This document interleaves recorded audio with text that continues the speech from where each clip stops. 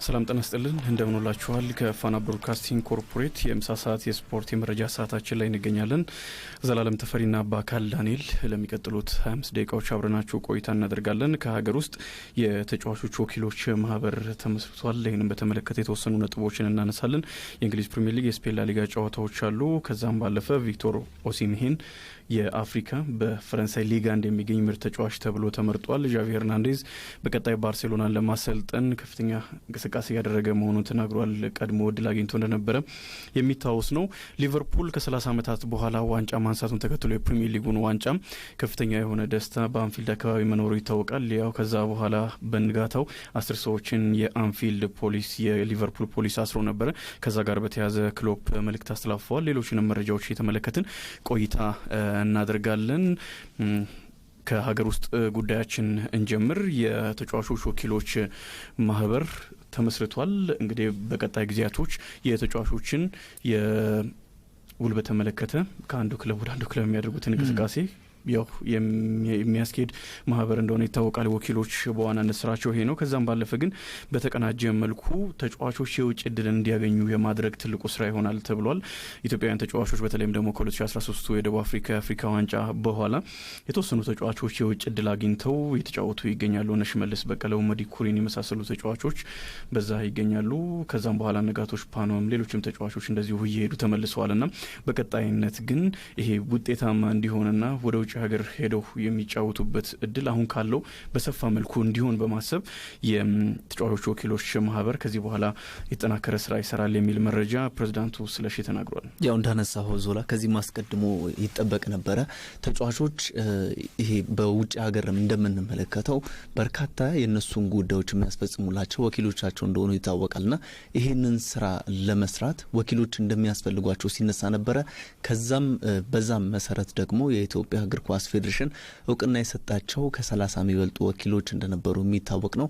አሁን እነሱ ናቸው ይሄንን ማህበር የመሰረቱትና ይሄኛው ማህበር ቅድም ባነሳው መልኩ በርካታ ጥቅሞች ይኖሯቸዋል። በተለይም ደግሞ ተጫዋቾች ጥቅም የሚያገኙበትን ሁኔታ ወይም የተጫዋቾችን ጥቅም ባስቀደመ መልኩ እንዲሰሩ ከዚህ በኋላ ከፍተኛ መንገድ የሚከፍትላቸው ነው ይመስላል። አዎ ተጫዋቾች ከሀገር ውጭ ይሄዱ በተለይም ደግሞ ወደ ትልልቆቹ ሊጎች የሚያመሩበት እድል የሚኖር ከሆነ እግር ኳሱ ላይ የሚፈጥረው ተጽዕኖ በጣም ከፍተኛ ነው። በእርግጠኝነት ወደ ግብጽ ያመሩ ተጫዋቾች እንኳን በግለሰብ ደረጃ ተጫዋቾቹ ከፍተኛ ተጠቃሚ ናቸው። ከዛም ባለፈ እነዚህ ተጫዋቾች እዛ ተጫዋቾች ይዘው የሚመጡት ልምድ በጣም ከፍተኛ እንደሆነ ይታወቃልና ወደ ውጭ ሄደው መጫወታቸው በጣም ትልቅ እድል ነው።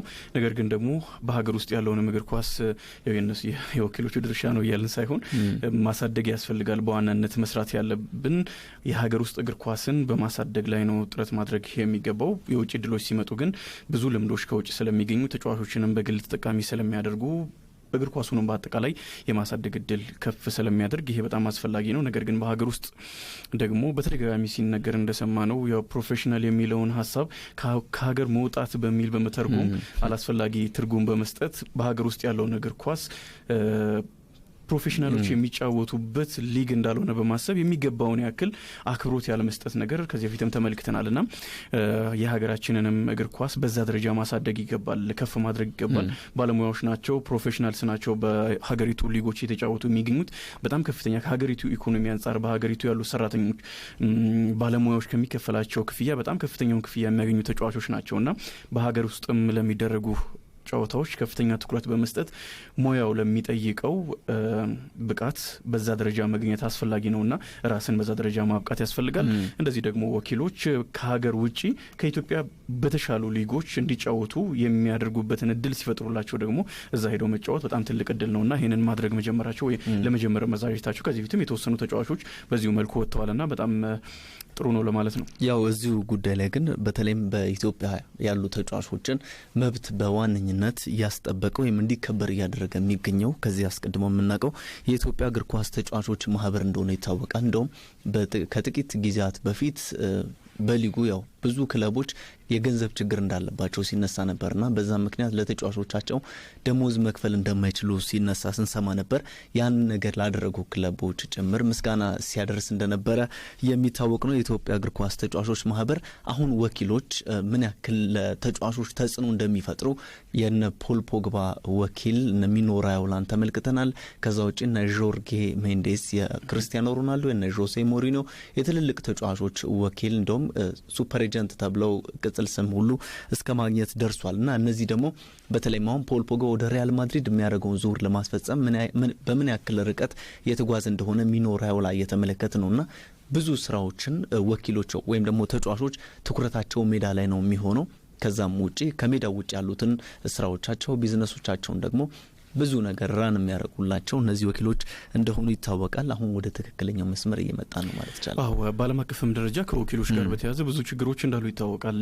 ከእግር ኳስ ክለቦች ከተጫዋቾች ወኪሎች ያላቸው ግንኙነት በጣም አስቸጋሪ ነው። በዓለም አቀፍ ደረጃ እንኳን በጣም ዘመናዊ የሆነ አሰራርን በሚከተሉ ሊጎች ሀገራት በጣም ከፍተኛ ችግር እንዳለ ይታወቃል።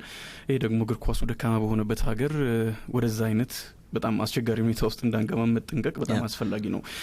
ተጫዋቾች ክለባቸውን ማሳደግ ሀገራቸውን እግር ኳስ ማሳደግ ካለባቸው እያንዳንዱ ክለብ የሚቆዩበት የአመታት በጣም ወሳኝ እንደሆኑ ይታወቃል። አሁን ለአንድ አመት ይፈረማል። በአንድ አመት ውስጥ አንድ ክለብ ሻምፒዮን ሊሆን ይችላል። በሚቀጥለው ጊዜ ግን ሌላ ችግር ውስጥ ሲገባ ተመልክተናል። የጅማ አባጅፋር አንዱ ትልቁ ማሳያ ነው። ሻምፒዮን የነበረ ክለብ ነው። ቀጥሎ በመጣው አመት ግን ለተጫዋቾች ደሞዝ ለመክፈል እንኳን ሲቸገር ነበር። ሻምፒዮንነት የጠለፈው ቡድን ማለት ይቻላል። ይሄ አሁን ተጫዋቾችን ለ2-3 አመታት ማስፈረም ክለቦቻችን ይሄንን ልምድ ሊያዳብሩ ይገባል። በዋናነት ማድረግ የሚገባቸው ይሄንን ነው። ስለዚህ በቀጣይነት በጣም ብዙ እግር ኳስ ውስጥ ችግሮች አሉ። የተወሰኑትን ለማንሳት ያክል ነው። ይሄ ግን መጀመሩ በጣም አስፈላጊ ነው። በዚሁ በመስመር ውስጥ ነገሮች እንዲሄዱ ስለሚያደርግ ማለት ነው። ዓለም አቀፉም የእግር ኳስ ሁኔታ የሚሄድበት መንገድ ስለሆነ ይሄንን መከተሉ በጣም አስፈላጊ ነው። የዣቪ ሄርናንዴዝን ጉዳይ እንመልከት። ዣቪ ሄርናንዴዝ በባርሴሎና ቤት ውስጥ 25 ትልልቅ ዋንጫዎችን ማግኘት የቻለ በዓለማችን ላይ ከተመለከትናቸው በጣም አስገራሚ የአማካይ ስፍራ ተጫዋቾች መካከል አንዱ ነው። ከባርሴሎናም በስፔን እግር ኳስም በዓለም አቀፍ እግር ኳስም በጣም ትልልቅ ከሚባሉ አማካዮች መካከል አንዱ ነው። ወደ ካታር ካመራ በኋላ በዛ ክለብ እያሰለጠነ ይገኛል። ባለፈው ኪኬ ሴቲን ከመምጣታቸው በፊት ባርሴሎና ቫልቬርዴን ሲያሰናብት ይሄ የቀድሞ ተጫዋቹን ለመቅጠር ፍላጎት እንደነበረው ይታወሳል። ነገር ግን ተጫዋቹ አሁን ዝግጁ አይደለም፣ ባርሴሎናን የሚያክል ቡድን ለመረከብ ዝግጁ አይደለም በሚል ከኃላፊነት ሸሽቶ ነበርና ወይም ደግሞ ኃላፊነቱን እንደማይረከብ አሳውቆ ነበረ። ከዛ በኋላ ኪኬ ሴቲን መጥተዋል። ባለፈው 2 አቻ ከተለያዩ በኋላ ተጫዋቾችና እኛ አሰልጣኝ ጥሩ ባልሆነ ስሜት ውስጥ እንደነበሩ መልበሻ ክፍል ውስጥ መረጃዎች እየወጡ ይገኛሉ። ውጤቱም የሚያሳየው ያ ነው። ከኮሮና በፊት ባርሴሎና አንደኛ ደረጃ ላይ ነበረ። ሲመለስም ጨዋታዎችን ማሸነፍ ችሎ ነበረ። ነገር ግን ያለፉት 2 ጨዋታዎች ለባርሴሎናዎች ጥሩ አልነበሩም እና ይህንን ተከትሎ ከክለቡ በቀጣይ ክረምት ወይም ይሄ ውድድር ዓመት ሲጠናቀቅ የሚለያዩበት እድል በጣም ሰፊ እንደሆነ ነው መረጃዎች እየወጡ የሚገኙትና በቀጣይነት ማን ነው ባርሴሎና ሊያሰለጥን የሚችለው? በብዙ መልኩ ባርሴሎና ቀድሞ በነበረበት መንገድ ላይ አይደለም የሚገኘውና ይህንን ክለብ ወደ ቀደመ ቦታው ወደ ቀደመ ትራኩ የሚመልስ አሰልጣኝ ያስፈልጋል። ባርሴሎናዎች ደግሞ እዛው በተጫወቱ ተጫዋቾች ወይም ደግሞ የቀድሞ ተጫዋቾቻቸው እድል ለመስጠት የሚቸገር ክለብ አይደለም ባርሴሎና። ስለዚህ ዣቪ ሄርናንዴዝ ይሄ እድል አሁን ቀጣይ ከመጣም ለመረከብ ዝግጁ መሆኑን አሳውቋል። እየተዘጋጀን ነው። እሱን ጨምሮ አሰልጣኝ ቡድን አባላት አሉ። እነዚህ እየተዘጋጀ መሆኑን ተናግሯልና በቀጣይነት ምናልባት ባርሴሎናን የማሰልጠን እድል ሊያገኝ ይችላል እየተባለ ነው። ያው የባርሴሎናን ጉዳይ ስታነሳ ዞል ብዙ ችግር ያለበት ቡድን እንደሆነ እየተመለከትን ነው። ሜዳም ላይ ከሜዳም ውጪ በተለይም ደግሞ እዚህ ቦርዶ አካባቢ ያሉ ስራዎች በከፍተኛ ሁኔታ እያስተቸው ነው የሚገኘው። አንደኛው አሁን ቻቢ ወደ ባርሴሎና እንዲጓዝ ወይም ደግሞ እንዲጓዝ ሊያደርገው የሚችለው እየተባለ የሚገኘው በቀጣይ ሰኔ ወር ላይ እንደሚታወቀው ባርሴሎና ፕሬዚዳንታዊ ምርጫ ይኖረዋል እና በዚህ ምርጫ ላይ ቪክቶር ፎንት የተባሉ ግለሰብ አሉ። እኚህ ግለሰብ ደግሞ የባርሴሎናን የቀደመ ባህል በደንብ መመለስ ይችላሉ እና ሆሴ ማሪያ ባርቶሚዮ እያጎደፉ ያሉትን የባርሴሎናን ስም በትክክል መመለስ ይችላሉ እየተባለ ነው የሚገኘው። አሁንም ከሆሴ ማሪያ ባርቶሚዮ ጋር በዋነኝነት ተፎካካሪ ይሆናሉ ተብሎ የተነገረው የሚገኙት እኚህ ሰው ናቸው። በቀጣይ ምርጫ የሚያሸንፉ ከሆነ ቻቢ ሄርናንዴዝ ወደ ባርሴሎና የመሄድ ፍላጎት አለው። ባለፈውም ውድቅ ያደረገበት ከልምድ በተጨማሪም ባርሴሎና ውስጥ ያለው የውሳኔ ሰጭነት ሁኔታ ስላላስደሰተው ነው ተብሏል። ብዙ ውሳኔ ሰጪ አካላት እንዳሉ ይታወቃል። በተለይም ደግሞ እንደሚታወቀው ኤሪክ አቢዳል በዚህ ቡድን ይገኛሉ። ከዚህም በተጨማሪ ሆሴ ማሪያ ባርቶሜዮ የክለቡ ፕሬዝዳንት ጥሩ ያልሆነ ውሳኔ እያሳለፉ ነው እየተባለ እየተተቸ ነው የሚገኘው። የክለቡ 6 ቦርድ አባላትም መልቀቃቸው የሚታወቅ ነውና ባርሴሎና ከላይ ያሉት ሰዎች በትክክል ወደ ስራቸው የማይመለሱ ከሆነ ቻቢ ሄርናንዴዝ ይህንን ኃላፊነት መረከብ አይፈልግም እየተባለ ይገኛል። ዋነኛው ግን በቀጣይ ዓመት የሚደረገው ምርጫ ላይ የሚያሸንፉት ቪክቶር ፎንት ከሆኑ በዋነኝነት ወደዚህ ምርጫ ይመጣል ወይም ወደዚህ ኃላፊነት ይመጣል ተብሏል።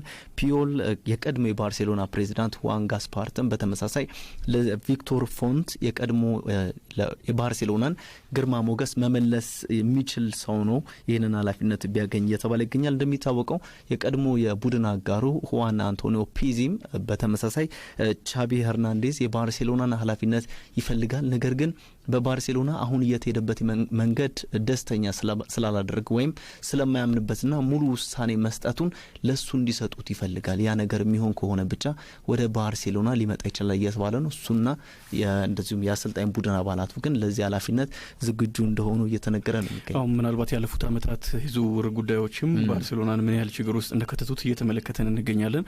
በጣም በርካታ ገንዘቦችን ያወጣ ክለብ ነው። ነገር ግን ያወጣውን ገንዘብ የሚመጥን ውጤት እያመጣ አይደለም የሚገኘው። በሌላ በኩል መጠነኛ ችግር ውስጥ የነበረው ሪያል ማድሪድ ደግሞ አሁን ወደ ተሻለ ሁኔታ እየመጣ መሆኑን ተከትሎ የሁለቱ ክለቦች ጉዞ አንዱ ለአንዱ መሰናክል መሆኑ የማይቀር ነውና በተለይም ደግሞ ባርሴሎና ኮቲኒዮን፣ ዴምቤሌን የመሳሰሉ ግሪዝማን የመሳሰሉ ተጫዋቾችን ለማስፈረም ለእያንዳንዳቸው ከ100 ሚሊዮን ዩሮ በላይ ነው ያወጣው። የኮቲኒዮ እስከ 150 ሚሊዮን ዩሮ ድረስ የሚደርስ ገንዘብ ነውና ይሄንን ያክል ከፍተኛ የሆነ ገንዘብ ያወጣ ክለብ ባለፉት በተለይም ደግሞ የአውሮፓ ሻምፒየንስ ሊግ ዋንጫን ማንሳት ነው ዋናው ዓላማው። የላሊጋውን ዋንጫ በተደጋጋሚ ማግኘት ችሏል። በዘንድሮ ዓመት ግን ያንንም ለማስጠነጠቅ ከጫፍ ደርሷልና አሁን በባርሴሎናና በሪያል ማድሪድ መካከል የነጥብ ልዩነት ኖሮ ነው ሪያል ማድሪድ ሊጉን እየመራ የሚገኘው። ሪያል ማድሪድ ዋንጫውን ካነሳ ደግሞ በእርግጠኝነት በቀጣይ ከሊጉ መጨረሻ ብዙ ለውጦች በባርሴሎና ቤት ውስጥ ይኖራሉ። ኪኬ ሴቲን በድጋሚ ባርሴሎና መሪነቱን ተረክቦ አንደኛ ሆኖ ቢጨርስ እንኳን ከባርሴሎና ጋር የሚያጠናቅቁ ቀጣይ አመታትን የሚቀጥሉበት እድል በጣም ዝቅተኛ ስለሆነ አዲስ ለውጥ ሊኖር ይችላል። ከለውጦቹ መካከል ደግሞ የዣቪ ሄርናንዴዝ ዳግም ወደ ካምፕኑ መምጣት ነውና ልክ በተለይ በእንግሊዝ ፕሪሚየር ሊግ ላይ በቼልሲ ቤት ፍራንክ ላምፓርድ ጥሩ ስራ እየሰራ ይገኛል። አርቴታ በአርሰናል ቤት ውስጥ በብዙ ችግሮች ተተብትቦ እየሰራ ይገኛልና ልክ እንደነዚህ የቀድሞ ተጫዋቾች ወደ ቀድሞ ክለቡ ተመልሶ የማሰልጠን እድል ይኖረዋል። እንደ ዚዳን ስኬታማ ይሆናል የሚጠበቅ ነው የሚሆነው። ለማንኛውም ግን ከቡድን አባላቶቹ ከአሰልጣኝ ቡድን አባላቶቹ ጋር እየተዘጋጀ መሆኑንና የቀደመው እድል ከመጣ ለመረከብ ዝግጁ መሆኑን ነው የተናገረው።